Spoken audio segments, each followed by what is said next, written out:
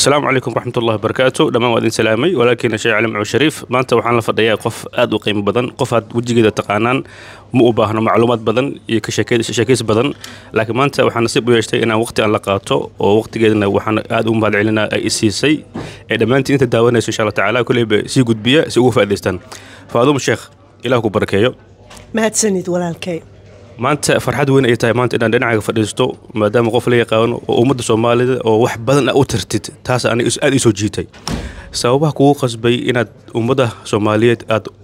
inaad khayr fiican u sameeysid maxaa kugu qasbay qasab ma jiro cali ana taas gartay inay waajib igu tahay aniga qof Soomaaliyaan ahay qof muslimaan ahay oo waajib inay igu tahay walaalahay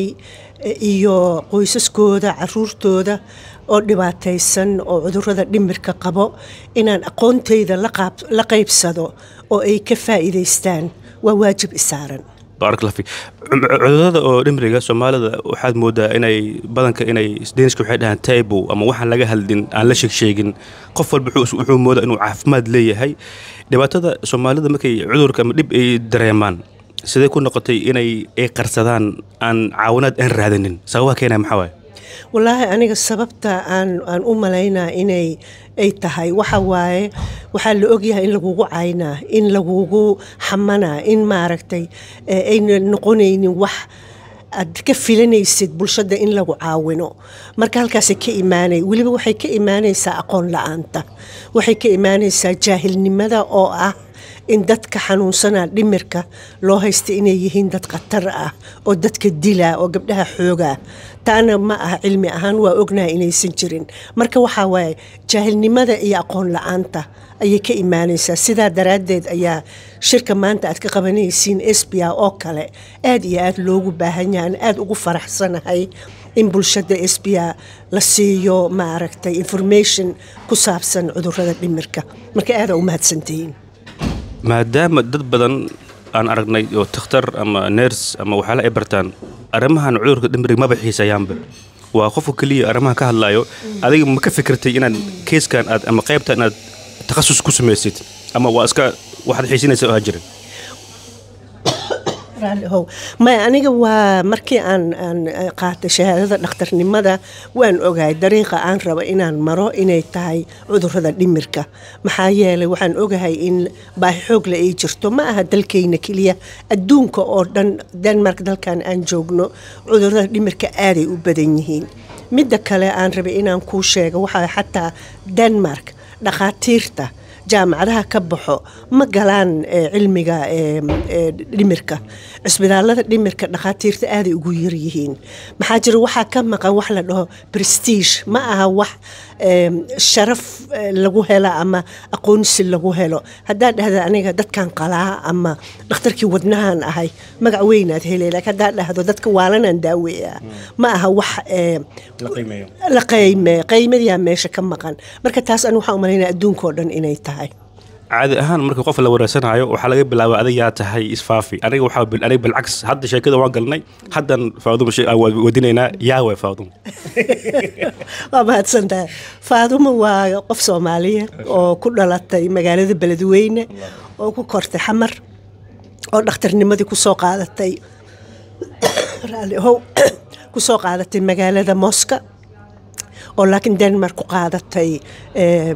specialization كعذرة dhimirka marka Denmark sanooyin fara badan aan ku noolaay marka ilaa 10 sano ugu dambeysayna waxaan aad isugu mashquuliyay dadka Soomaalida oo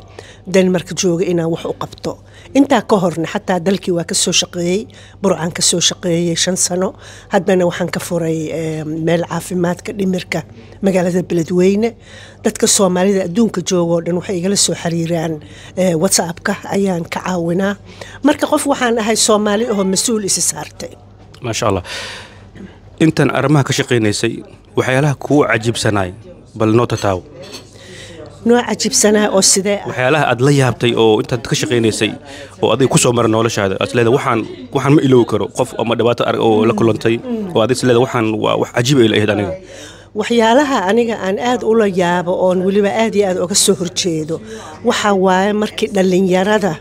soomaalida ha joogaan Denmark ha joogaan Sweden ama dal kale markay dhimirka ka xanuunsadaan oo loo celiyo dalka oo lagu xiro meelo la dhaho cilaaj oo ah xabsi yar halkaas lagu xiro dad wadaad isku sheegaa inay daaweeyaan daawona maaha silsilada lagu xiraa waa la dilaa marka waa meel aad iyo aad ku soo arkay burcaan ku arkay beledweynahan ku arkay marka waxyaalaha aan aad ula yaabo taas waay dad jooga dal Denmark ka soo qaba magaalada dalka aan joogno dad jooga dal ay heli karaan daawo bilaash oo fiican oo dhaqaatiir joogaan in ilmihii dhalinyaradii lagu celiyo dalkii oo la og yahay waxa loo celinaa waa wax aan u fiicnayn taasaan la yaabaa aan rabaa inaan fahmo intaad Soomaali ka shaqeynaysay burco iyo meelaha ka furtay kulli waa aragtay gabdhooyin badan hooyooyin badan oo la leeyahay jini baa haya il baa haya sixir baa haya oo quraan lagu akhrinayo la garaacayo la buufayo gacmaha faraha laga xirayo kaas ina jini qibaan ma kula tahay mise waxa kale u baahan yihiin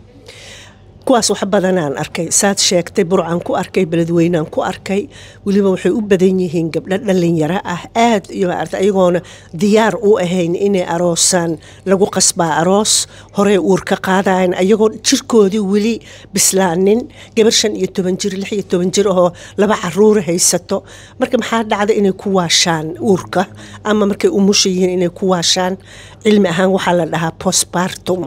marka kuwaas aad ugu badan dalkeena waxayna ka imaanaysaa gabdhihii oo psychological ama jirkaba diyaar u ahayn lagu qasbaa aroos inay ilmo dhaldhalaan marka taasna waa in wax laga qabtaa oo information la siiyaa dadka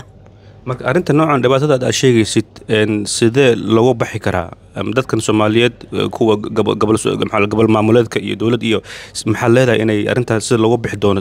ra'yigaas u maleysa wallahi sida looga bixi karo waxa in campaign la sameeyo in dadka information la siiyo hadduu nin soo doonto gabar 15 jir waxa la dhihi karaa gabadhii waa ku siinay laakiin guriga la galin sug ilaa ay ka korto ya waa ilaa ka gaarto 17 markuu jirkeeda bislaado oo ma aragtay waxa la dhaho hormoonka oo jirkeeda oo stable noqdo oo dego markaas guri la gal markaas uur ha qaato waxba kama qabo laakiin uurka xataa inay sanad walba dhasho gabar aad u yar jirkeeda ma qaadi karo marka waxa loo baahan yahay dawlad goboleedka iyo dawladda federaalka labadaba inay mas'uul qaadaan mas'uushiya meesha ka maqan dadkii in aqoon la siiyo دكتور فاضل إلهك بركايو إن Soomaalida badankooda way jecel yihiin isticmaalan hebel waalan yahay war way ugu furantahay ama sokorta ka dhacday waxaas marka waxa la aan jecelnahay in isticmaalnaa mise rurun waa waalanahay Soomaalidana ma u maleynaa Soomaalida dhan inaan waalanahay laakiin cilmi ahaan waxa la og yahay ururka caafimaadka oo adduunka WHO ayaa baaritaan sameeyay waxaan u maleynaa inay ahayd 22kii waxa la ogaaday cudurrada dhimarka inay aad ugu badan yihiin dalkeena kaliya maaha dalalka soo maray dagaal iyo baahi iyo conflict fara badan cudurrada dhimarka waa ku badan yihiin Soomaaliya aad ugu badan yihiin waxa la dhahaa afar Soomaali hadday isla joogaan laba dhimarka ka xanuunsana oo ahayn kaliya waali ay noqon karto depression ay noqon karto PTSD wax la dhaho cudurrada dhimarka waa badan yihiin marka waali kaliya maaha laakiin waxa loo baahan yahay in la fahmo cudurrada dhimarka wax waa laga qaban karaa waa la daaweyn karaa marka qofka in lagu soo socdo waalida ma dareemi karaa mise waa hambar ay ku kacaysaa qofka ma dareemaa laakiin qofka dadka ag jooga dareemaa hal mar ma ku kacayso hadduu yahay wiil